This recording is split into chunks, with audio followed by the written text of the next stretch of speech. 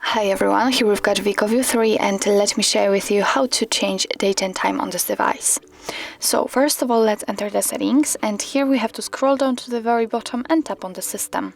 As you can see on the second position we've got date and time, so simply tap on it, and here we've got some options which we can customize. So first of all, we can decide if we want to use the network provided date and time, or we can set it manually.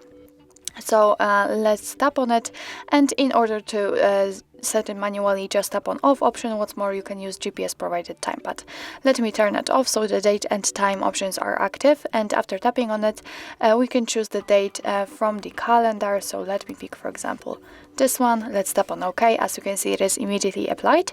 Let's tap on set time, and from this clock we can also choose the time we want to currently have. So let me pick like 5:50.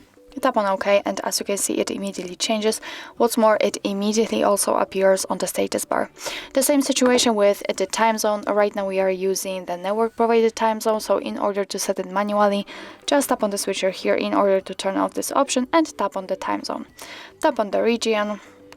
And here we've been transferred to the we've been transferred to the full list of all available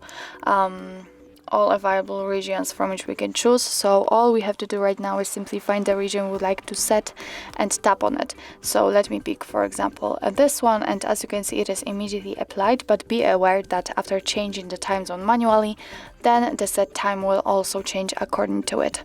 What's more, under it we've got the section which will allow us to change the clock format, so we can use 24-hour format just like right now, or use 12-hour format. So in order to use 12-hour format, just tap on the switcher here, and as you can see, it also immediately changes.